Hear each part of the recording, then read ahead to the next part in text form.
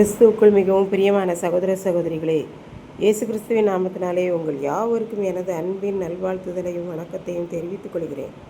இன்றே பகலின் குளிர்ச்சியான நாளின் தியான வசனம் யோவான் எழுதின சுவிசேஷம் 20ஆம் அதிகாரம் 14ஆம் வசனம். இவைகளை சொல்லி பின்னாக திரும்பி இயேசு நிற்கிறதைக் கண்டாள். ஆனாலும் அவரை இயேசு என்று அறியாதிருந்தாள்.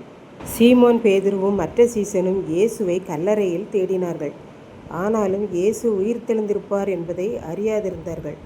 இயேசு உயிரோடு இருக்கும்போது, நான் இன்னும் கொஞ்ச காலம்தான் உங்களோடு இருப்பேன், நான் பரலோகத்திற்கு என் பிதாவிடம் சென்று விடுவேன் என்று கூறின வார்த்தைகளை எல்லாம் மறந்துவிட்டார்கள் என்று பார்க்கின்றோம். அதனால் பேதுருவும் மற்ற சீசனும் கல்லறைக்குள் இயேசு இல்லை என்று பார்த்தார்கள். அவரை தேடி பார்த்தே ஆக வேண்டும் என்ற எண்ணம் இல்லாமல் தாங்கள் எங்கே தங்கியிருந்தார்களோ அங்கேயே சென்று விட்டார்கள்.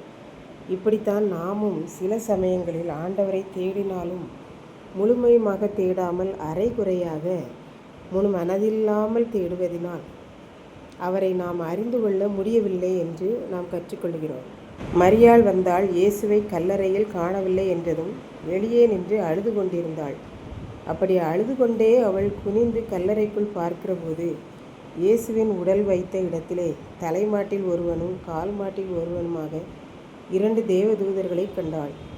அவர்கள், ஏன் அழுகிறாய் மகளே என்று அவளிடம் கேட்டார்கள். இப்படித்தான் நாம் அழுகையோடு ஆண்டவரை தேடி காத்திருக்கிற போது ஏதோ ஒரு வழியில் ஆண்டவர் நம்மோடு பேசுகிறார் என்று பார்க்கின்றோம். மரியாள் தேவதூதர்களிடம், என் ஆண்டவராகிய இயேசு கிறிஸ்துவின் உடலை யாரோ எடுத்துக்கொண்டு போய்விட்டார்கள். அவரை எங்கே வைத்திருக்கிறார்கள் என்பது உங்களுக்கு தெரியுமா?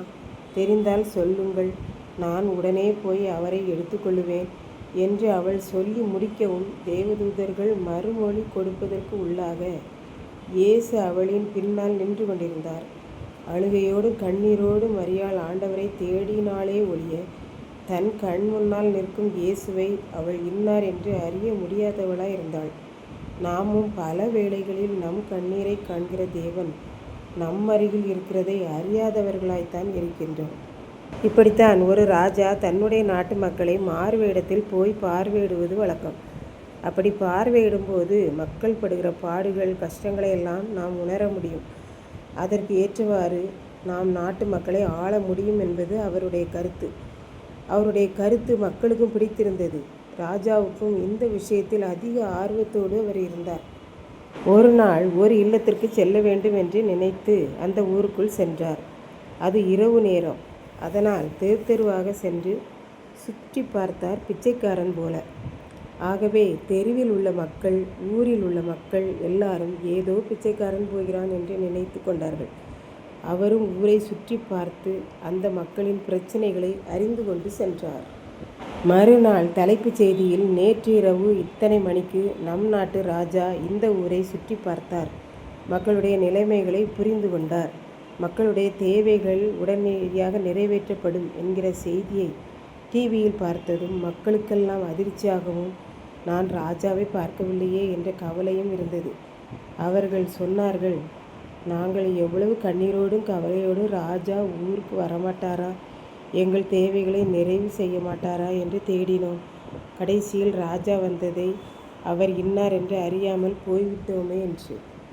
இதை கேட்டுக்கொண்டிருக்கும் எனக்கன்பானவர்களே, இன்றைக்கு நாம் எப்படி ஆண்டவரை தேடுகிறோம் என்பதை சிந்தித்து பார்ப்போம். பேதுரு, மற்ற சீசன் இவர்களைப் போல நாம் ஆண்டவரை தேடுகிறோமா? இல்லை மரியாளைப் போல அழுகையோடும் கண்ணீரோடும் ஆண்டவரை தேடுகிறோமா என்பதை யோசித்து பார்ப்போம். அவ்வாறு அழுகையோடும் கண்ணீரோடும் ஆண்டவரை தேடுகிற பொழுது அவர் உடனே நமக்கு தென்படுகிறவராய் இருக்கிறார். அதை நாம் அறிந்து கொள்ளும் அளவுக்கு மனக்கண்களையும் திறந்து தாரும் என்று நாம் அவரிடம் கேட்டு பெற்றுக்கொள்வோம். ஆகவே இன்றைக்கு நாம் அழுகையோடும் கண்ணீரோடும் ஆண்டவரை தேடி அவரை அறிந்து கொள்ளும் பாக்கியம் பெறுவோம். கர்த்தர் தாமே இந்த வார்த்தைகளை ஆசீர்வதிப்பாராக. ஆமென். ஜெபம். அன்பின் ஆண்டவரே, தர்மையான நல்ல நாளுக்காக நன்றியோடு ஸ்தோத்திரிக்கிறேன். இப்போதும் இந்த வார்த்தைகளை கேட்டுக்கொண்டிருக்கிற ஒவ்வொரு பிள்ளைகளும் உம்மை அழுகையோடும் கண்ணீரோடும் மரியாளைப் போல தேடி அறிந்து கொள்ள உதவி செய்தரணும். மீட்பர் இயேசு கிறிஸ்துவின் நாமத்திலே தாழ்மையோடு வேண்டிக் கொள்கிறேன் பிதாவே. ஆமென்.